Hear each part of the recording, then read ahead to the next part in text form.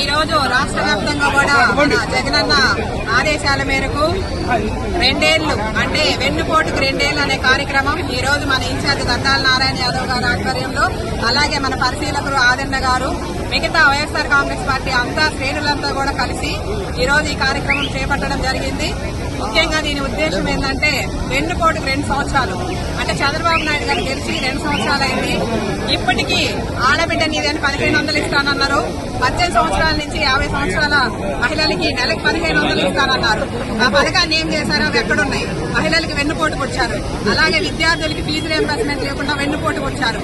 అలాగే హాస్పిటల్లో ఆరోగ్యశ్రీలో ఎంతో మందిని సరిగ్గా ఆరోగ్యం అందక అలా వెన్నుపోటుకు వచ్చారు.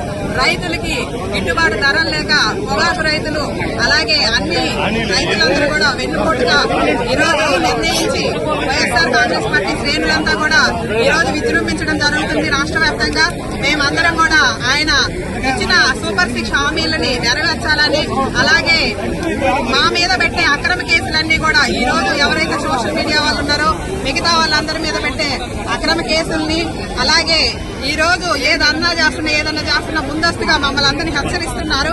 అవన్నీ కూడా మానుకోవాలి. మనం రాష్ట్రంలో బతుకుతున్నాం, ప్రజాస్వామ్యంలో బతుకుతున్నాం కాబట్టి ఈ రోజు వెన్నుపోటుకి 2 సంవత్సరాలు అనే కార్యక్రమం చేశాము కనిగిరి నియోజకవర్గంలో.